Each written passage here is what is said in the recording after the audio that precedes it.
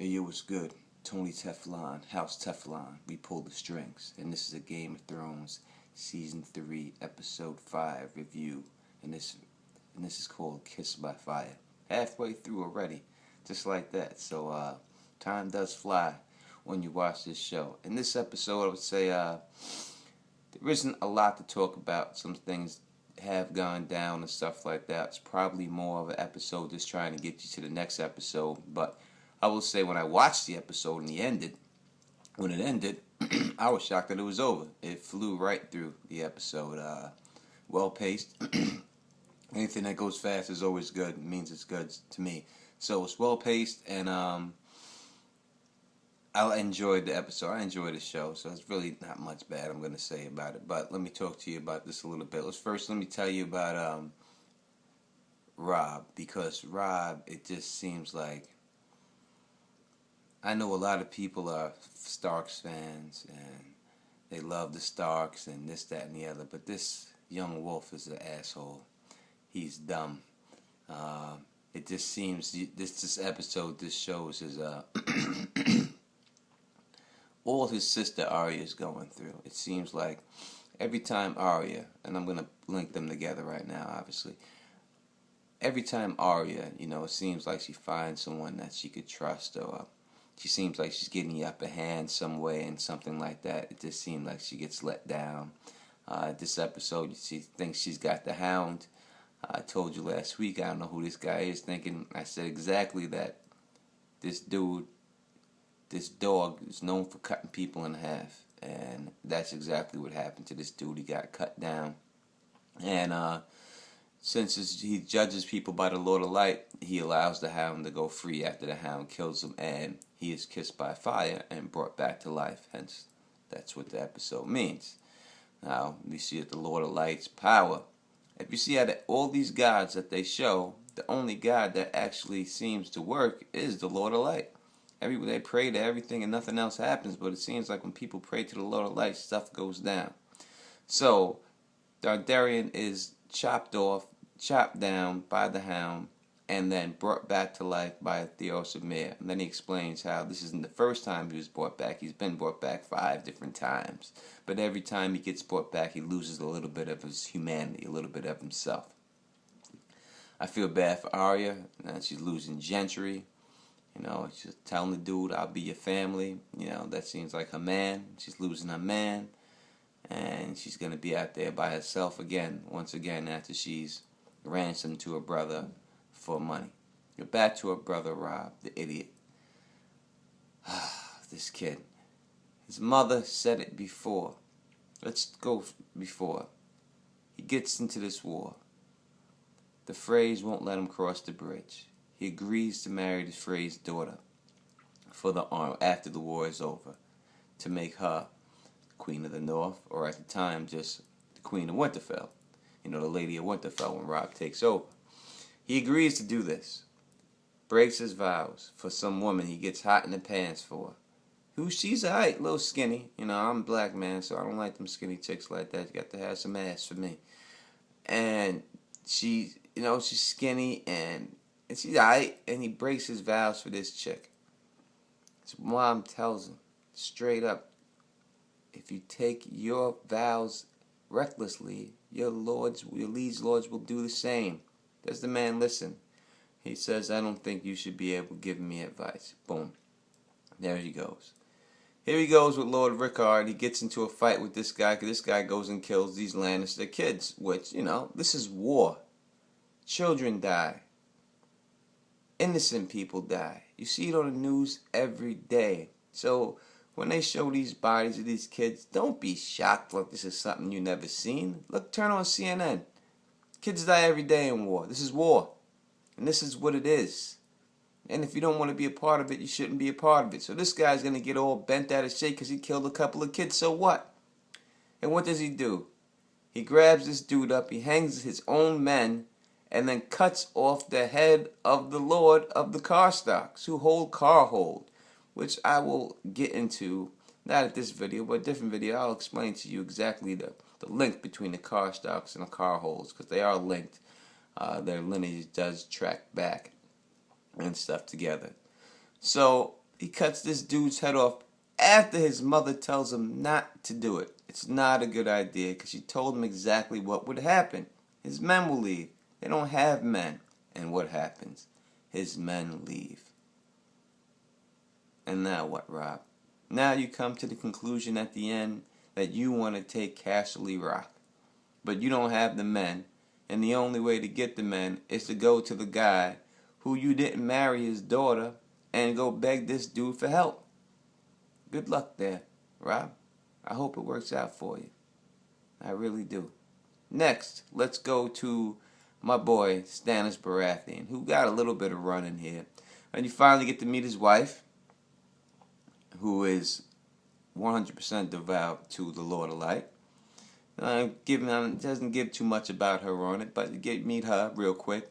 And then you meet his daughter, who has grayscale, which I told you before in the other video, if you listen, and I'll tell you again. When he married his wife, Stannis, Robert had sex with one of the bridesmaids sit in his wedding bed, which supposedly cursed his wedding bed and is the reason why his daughter has grayscale, the disease that she has on her face. So that is why she supposedly has it, because he was shitted on by his brother once again, which happens to Stannis all the time, which is why I'm rolling with Stannis still, because the dude gets shitted on, but he keeps going.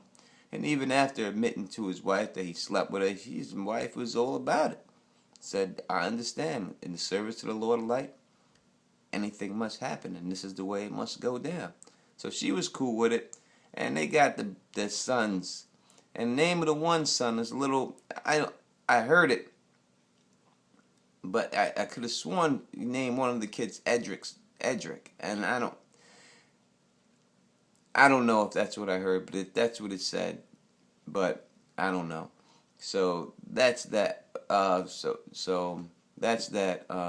They show her. She goes down, talks to Davos a little bit. You find out she's Davos. She's in a dungeon, and she's trying to teach him how to read and stuff, which is cute and everything else. But you know, I guess it shows a different side of Stannis. Stannis is a family man. It shows him like that, you know what I mean? But how much of a family man are you when you really got your daughter locked away up there and your wife didn't even want you to really see her and stuff like that, you know?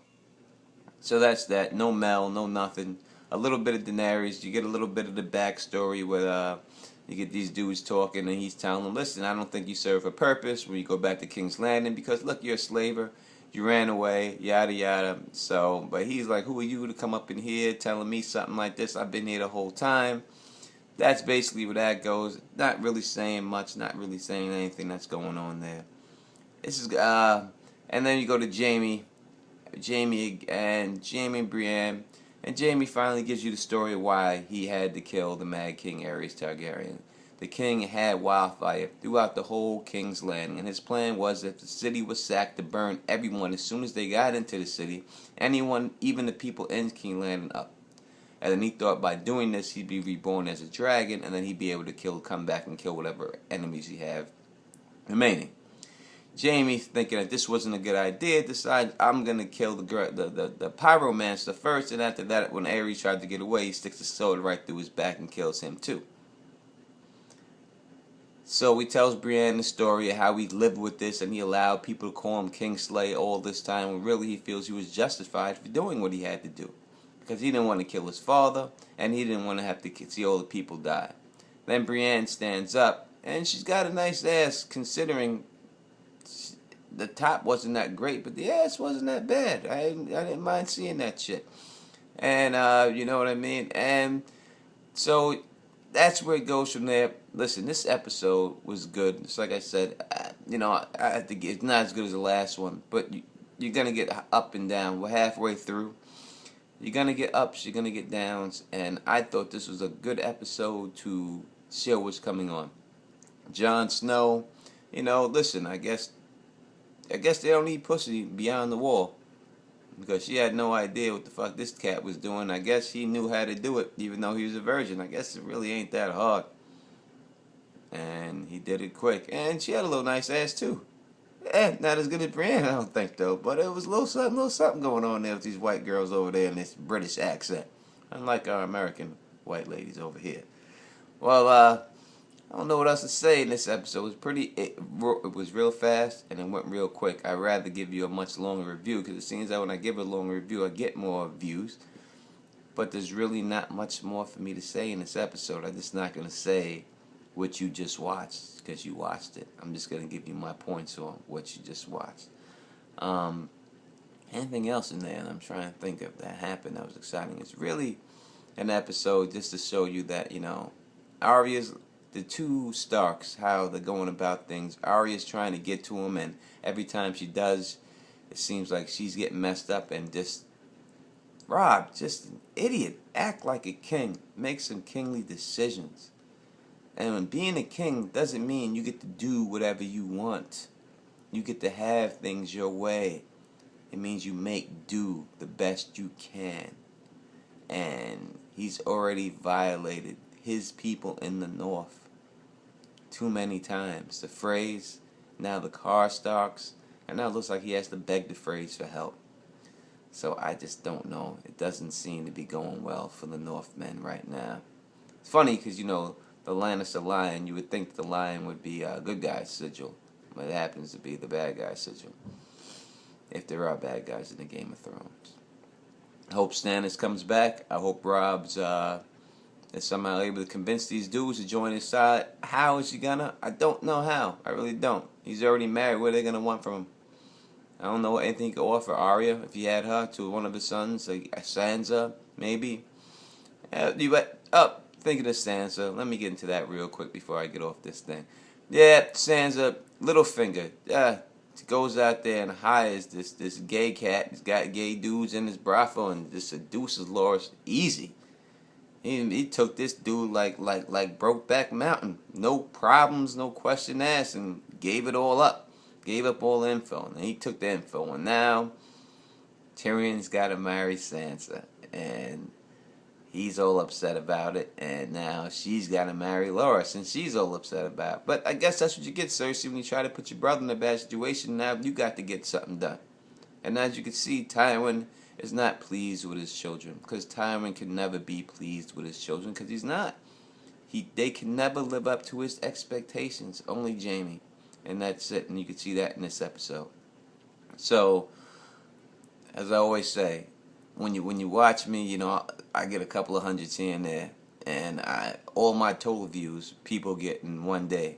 But I'm happy to do this for the people who do enjoy listening to me. I enjoy doing this. Subscribe if you can. Tell your people to watch me. Give me some more views. You know what I mean? And I'm going to keep rolling on this. Anything you want to hear, put in the comments and everything else. And we get at this. You know what I mean? This is Tony Teflon, the Don. House Teflon. We pull the strings. Peace.